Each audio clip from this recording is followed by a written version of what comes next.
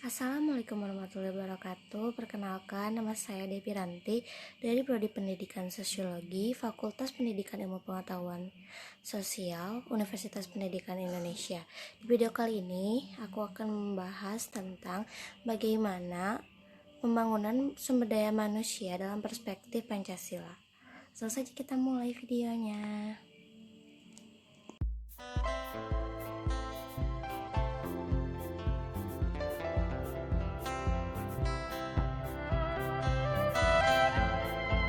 Sebagai bangsa Indonesia yang berlandaskan pada Pancasila yang dijadikan sebagai sebuah dasar negara, sudah seharusnya kita menjadikan segala aspek yang terkandung dalam Pancasila sebagai pedoman dalam kehidupan berbangsa dan bernegara di Indonesia.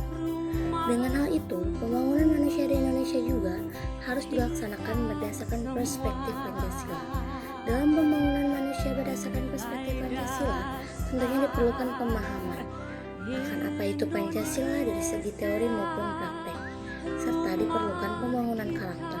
Pembangunan karakter suatu bangsa tidak cukup dalam esensi pembangunan fisik saja, tetapi dibutuhkan suatu orientasi yang lebih kuat, yaitu suatu landasan dasar atau fondasi pembangunan karakter bangsa tersebut.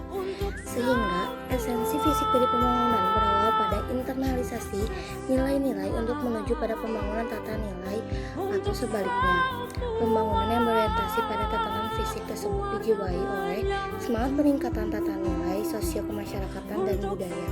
Dalam hal ini, Indonesia memiliki landasan Pancasila sebagai dasar untuk melakukan pembangunan karakter bangsa Indonesia.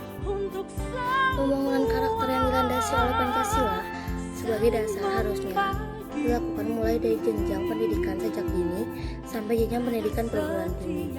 Karena melalui pendidikan, generasi penerus bangsa akan dibekali dengan pemahaman yang kuat akan setiap nilai, makna, dan tujuan dari setiap butir Pancasila dan menjadikannya sebagai dasar pedoman kehidupan berbangsa dan bernegara.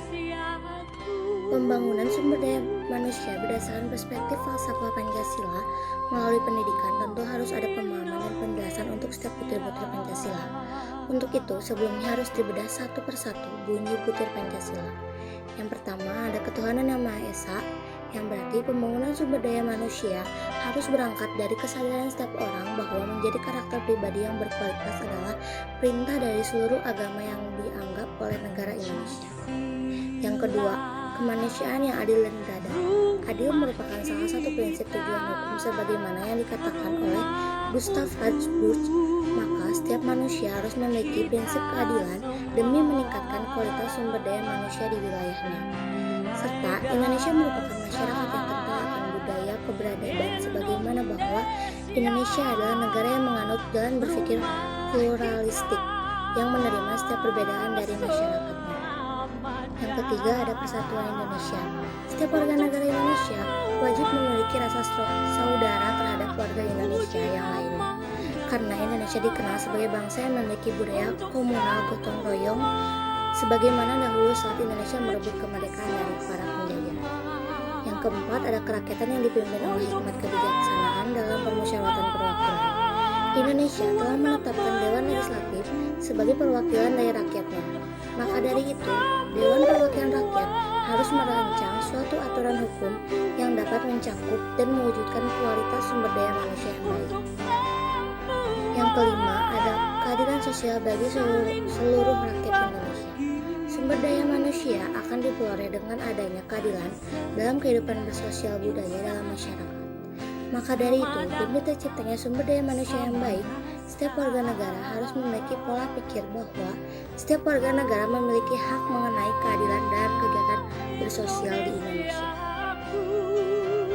Setelah memberikan pemahaman di atas, pembangunan karakter untuk pembangunan manusia melalui pendidikan juga diperlukan pembahasan mengenai contoh sikap dan perilaku dari setiap butir Pancasila, agar generasi muda penerus bangsa dapat memahami Pancasila secara mendarah daging, tidak hanya teori saja tetapi prakteknya juga.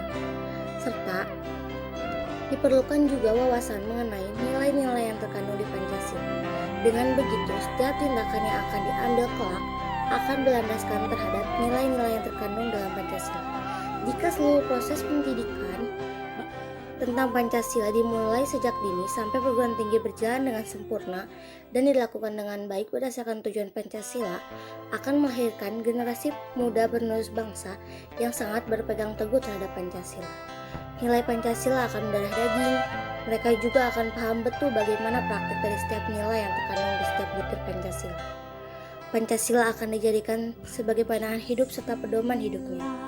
Dari hal tersebut, maka akan tercipta manusia di Indonesia yang berkualitas, yang paham akan nilai nasionalisme, patriotisme, toleransi, keadilan, gotong royong, integrasi. Dengan begitu, akan mengantarkan Indonesia menjadi negara yang makmur dan damai. Karena setiap manusia menjadikan Pancasila sebagai pedoman dan pandangan hidupnya, bukan lagi hanya sebagai dasar negara yang menjadi lambang yang hanya dimengerti dari segi teorinya saja. Dengan begitu, tujuan dari pembangunan manusia akan terwujud, yaitu mewujudkan manusia yang berkualitas, serta tujuan dari Pancasila yang menjadikan semua rakyat Indonesia menjadi good citizenship akan terlaksana. Sekian video ini dibuat untuk memenuhi tugas mata kuliah